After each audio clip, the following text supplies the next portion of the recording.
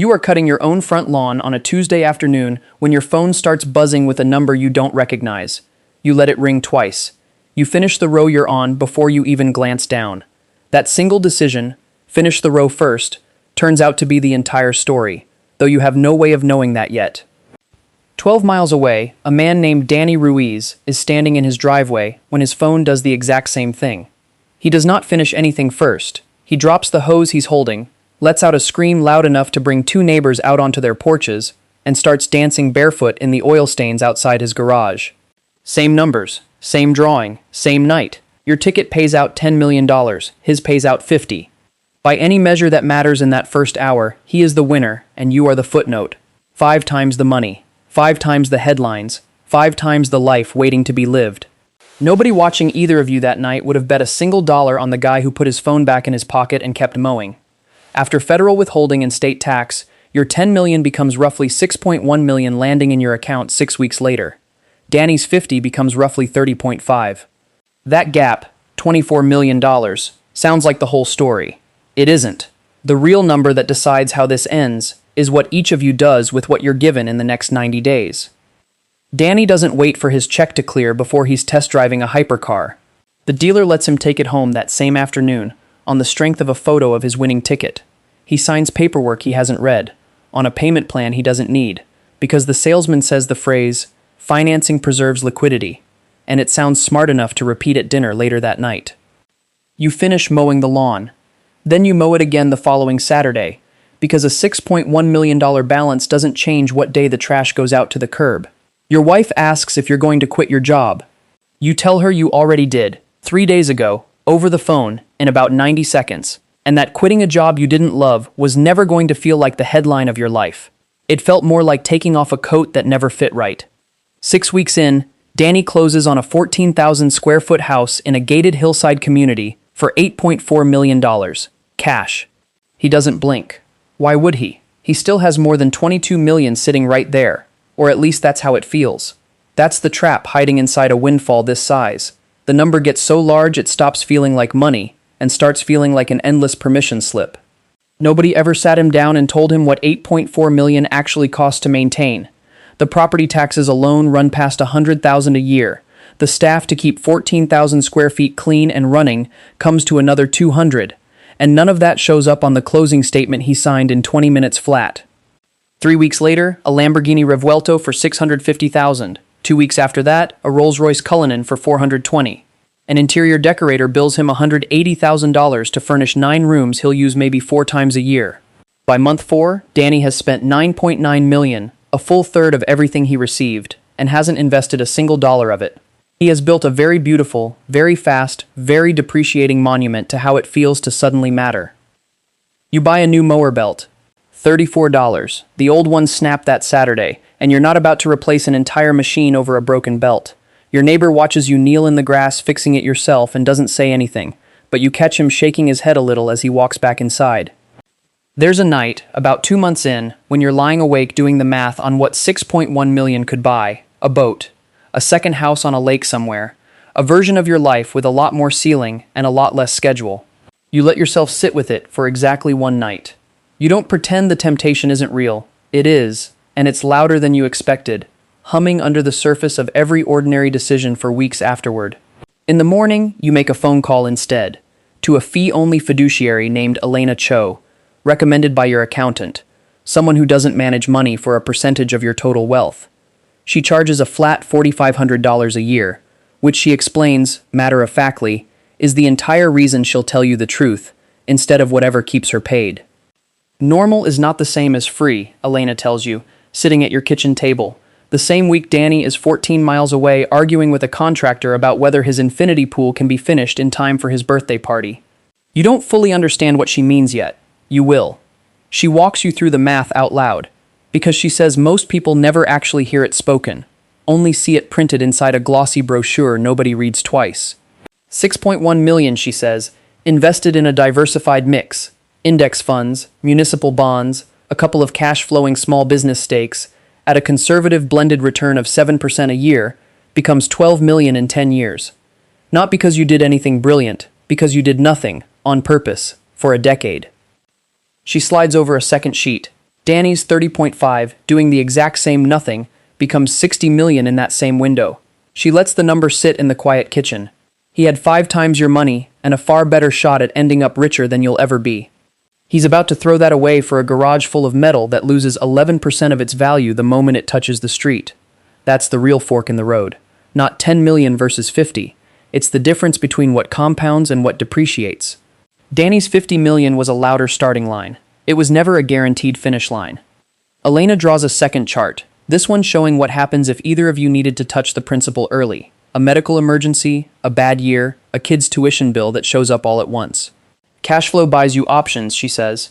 Appreciation on paper doesn't. Danny can't sell a third of a hypercar to cover a bad month. You can trim a distribution from the laundromats without blinking, and the asset keeps producing the next month regardless.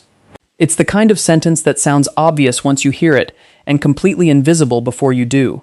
You write it down on a sticky note and put it on the refrigerator, where it stays for the next 4 years, slowly yellowing at the edges. You don't buy flashy assets. You buy boring, relentless cash flow. 900,000 goes into a 40% stake in a local laundromat chain, run by a woman named Priya Anand, who has kept 3 locations profitably running for over a decade, and simply needed capital to open 2 more. It throws off $140,000 a year in personal distributions before you've owned it 12 months. Priya sends you a photo of the ribbon cutting on the 4th location. You frame it, quietly, in your garage, where nobody but you will ever see it. 1.4 million goes into a small commercial plaza, a coffee shop, a dental office, a nail salon as long-term tenants. Unglamorous, unremarkable, netting 9% a year after every maintenance expense. Elena calls it the kind of asset that will never get you invited to a party and will never once let you down. 2.3 million goes into low-cost index funds and stays there, completely untouched. You don't check the balance every week. You don't check it every month. Elena tells you that checking a 10-year investment daily is like weighing yourself every 10 minutes and expecting to see a different number. The only thing it produces is anxiety, never progress. The rest sits liquid, earning 5.1% in treasuries, while you keep mowing the same lawn every Saturday morning, because the grass doesn't know you're rich, and you'd honestly rather keep it that way. The businesses that actually make you wealthy are almost never the ones that make you interesting at a dinner party. 6 months pass, then 12. Danny throws a party every 6 weeks that costs more than most people's yearly salary. He posts the hypercar, the boat, the new watch, and every post gets thousands of comments calling him the luckiest man alive. You post nothing. Your biggest social moment of the year is a barbecue in your own backyard with 11 people and a cooler of drinks. Someone brings a store-bought pie. It's the best thing you eat all month, and nobody there knows your net worth because you never told them, and nobody ever thought to ask. By month 18, Danny has spent 19.6 million, nearly 2/3 of everything that landed in his account after taxes. The mansion, the hypercars, a boat he's used 4 times, a stake in a friend's upscale restaurant that has lost money every single month it's been open. To cover his burn rate, he quietly starts borrowing against the house, a $3.1 million home equity line at a variable rate that started at 7.9% and is now climbing past 9%. Because credit tightened right when he needed it not to. He doesn't tell anyone about the loan. He posts a photo from the boat that week, captioned "blessed," and 40,000 people believe him. You have spent, in total, across those same 18 months, $61,000. Most of it went to a reliable used SUV, replacing your old one at 140,000 miles, because Elena reminded you that a paid-off used car beats a financed luxury one in every real-world scenario that matters. The rest went to a new mower when the old machine's transmission finally gave out. $1,800. Cash. No financing. No payments. You still remember standing in the hardware store parking lot, calculating whether the upgraded model with the better engine was worth an extra $200, and laughing quietly at yourself. Because 18 months earlier that exact hesitation would have made perfect sense, and now it was almost funny how little it had changed. Your portfolio has quietly grown to 6.7 million. Danny's net worth, once you account for the debt loaded against his house and the depreciation eating his garage alive, has dropped to 21 million. He is still, on paper, 3 times richer than you. But he doesn't feel richer than you. For the first time in his life, he feels a genuine flicker of panic every time a bank notification hits his phone. He starts leaving them on silent. Then he starts leaving his phone in another room entirely during dinner, not out of discipline, but because he can't stand the sound. Your neighbor, a a retired mechanic named Owen, says it straight to your face one evening while you're both out working your yards. You won $10 million and you're still out here pushing a mower. He doesn't mean it unkindly. He means it with the honest confusion of a man who doesn't understand why you'd get a chance to escape your ordinary life and choose, on purpose, to stay inside it. You don't explain compounding returns. You don't explain Elena, or Priya's laundromats, or the plaza with the dental office. You just say, habit, and finish your row. 20 months in, a production company reaches out to Danny about a reality show, a season following America's biggest lottery winner, as he builds his empire. He signs without reading the clause about how much creative control he's giving away, because the advance check is $400,000 and nobody in his life anymore is positioned to ask him to slow down and read anything. The show films for 6 weeks. It airs to modest ratings, gets renewed for a second season nobody watches, and gets quietly canceled the following spring. Danny never mentions it again.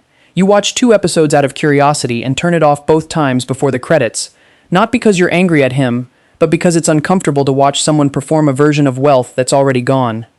A production company reaches out to you too, that same year, wanting to film a similar show about the quiet winner.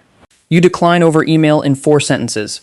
Elena tells you it's the smartest business decision you've made since the laundromat steak, though she admits it isn't really a business decision at all. It's a values decision that happens to also be a good business decision, which she says is usually how the best ones work.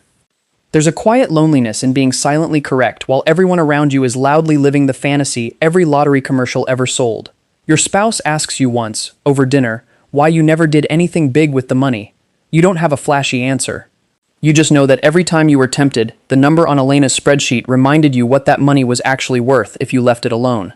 There's a version of that conversation where you get defensive, where you try to justify the mower and the same 14-year-old dining table you still eat off of every night. You don't take that version. You just tell her the truth. It was never about the mower. It was about not needing anyone's approval for a decision that was working. 26 months in, Danny sells the Cullinan at a $200,000 loss, quietly, through a broker who handles these things discreetly for people who used to be rich and don't want the internet to notice yet. He tells himself it's a portfolio adjustment, his third accountant, because he keeps firing anyone who tells him the truth, uses a very different word in the report she files that quarter, over-leveraged. The version of rich you can show off, and the version of rich that keeps you secure. They are almost never the same thing. 3 years after the drawing, Danny's line of credit is maxed out at $4.8 million. The restaurant failed completely 8 months ago. He's forced to sell the SUV at a $210,000 loss just to cover a balloon payment on a boat loan he'd forgotten he even financed.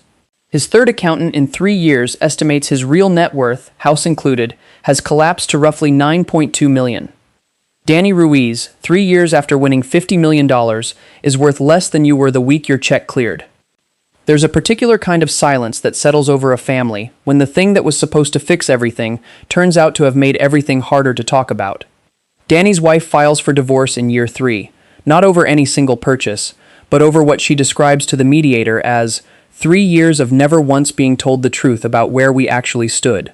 The house goes on the market that fall. It sits unsold for 11 months before a buyer finally takes it at $6.1 million, nearly $2.3 million less than Danny paid for it, plus the carrying costs he'd sunk into it every year he owned it.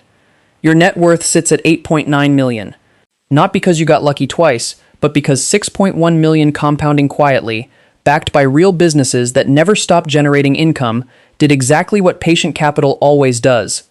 You didn't double down on luck. You let the first win finish what it started. Priya opens a 6th laundromat that spring. She sends you the photo, same as always. You frame that one too. The mower is still out in the shed, running on the same weekend schedule it always has. You're pushing it across the front yard on a Tuesday afternoon when Danny calls. It's the first time he's reached out in almost a year. He doesn't ask how you're doing. He asks, in a voice trying hard to hide the panic underneath it, what a fee-only fiduciary actually is, and whether it's too late for him to find one. You give him Elena's number.